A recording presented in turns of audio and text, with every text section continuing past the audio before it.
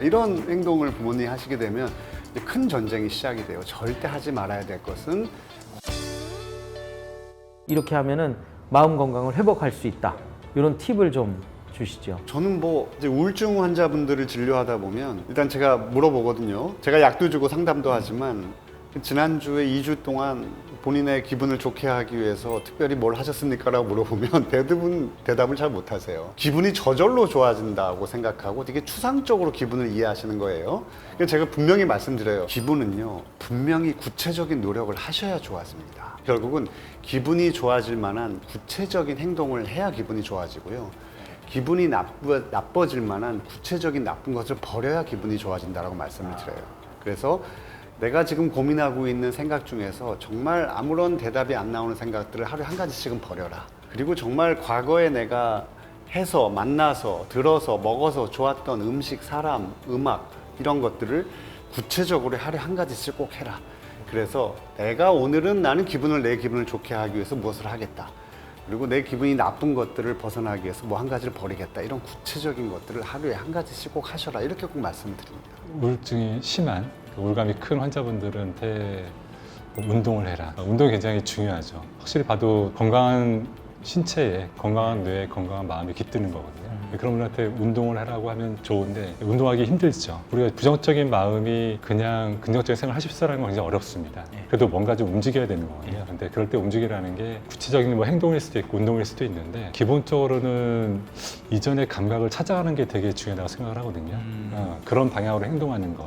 당장 운동이 어렵더라도 잠시 나가서 정말 자기가 좋아했던 뭐 하늘을 보는 거, 공기를 쐬는 거, 나무를 바라보는 거, 꽃을 보는 거, 이런 과거에 친숙했던 본인이 좋아했던 행동을 조금 해서 감각을 찾아가는 것들을 권하게 되는 것 같습니다. 그리고 좀 더 나아갔을 때는 사실 환자들한테 저는 일주일에 5번 진료보는데 그중에 한 번 정도는 저희 병원 앞에 있는 공원에서 모여서 같이 걷고 뛰고 싶어요. 이런 얘기를 할 정도로 운동은 굉장히 중요합니다. 그래서 규칙적인 운동을 할 수 있도록 이후에는 많이 권하기도 하고 뭐 제가 잘 사용했던 러닝 프로그램, 어플 같은 것도 같이 소개하기도 하고요. 그런 식으로 결국에는 활동을 유지하는 게 우울증도 좋아지고 이후에 우울증이 나빠질 때도 그것이 굉장히 큰 버팀목이 되는 것 같습니다. 더 나빠지지 않도록. 아무래도 몸을 움직이는 거, 운동을 좀 권하게 됩니다.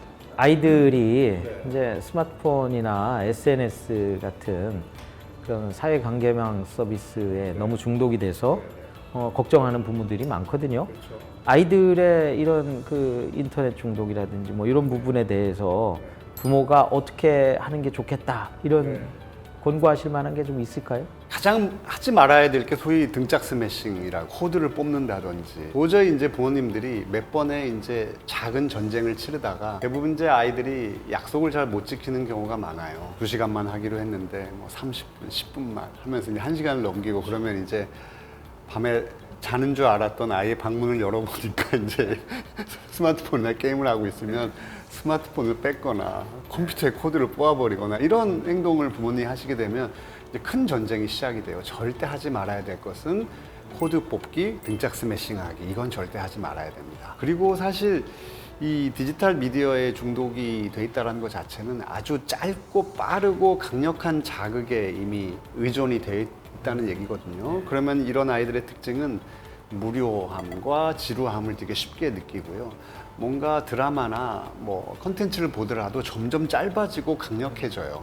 그래서 영화나 드라마나 음악을 끝까지 듣지 못하고 소위 쇼폼, 아주 짧은 것에 점점 더 집착을 하게 되거든요.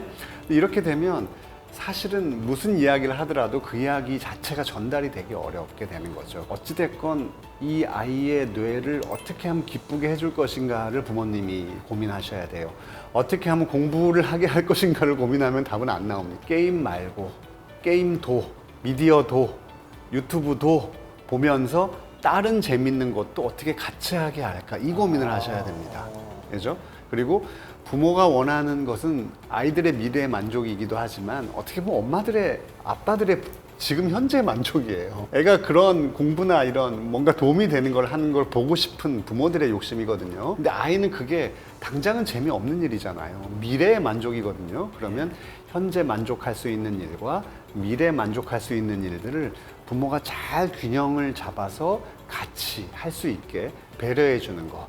아이가 좀 더 도움이 되는 것으로 재밌고 즐겁게 할 수 있도록, 그래야 아이들이 부모를 믿고 따라오는 거죠. 내가 하고 싶은 걸 못하게 하고 부모님이 원하는 걸 하게 하려구나라고 하는 속셈이 들키는 순간 아이들은 말을 듣지 않습니다. 사실 요즘 유튜브에 보면 음주를 이렇게 직접 유명인이 나와서 안주도 먹고 뭐 특히 청소년들한테는 그런 우회성이 좀 클 것 같은데. 이게 그 술 먹는 방송, 술 먹는 컨텐츠들이 이게 먹는 방송이 이제 유행을 하다가 먹는 것보다 술을 같이 먹으면 좀 더 자극적이 되거든요. 그리고 사람들이 취한 상태에서 좀 더 망가지고요.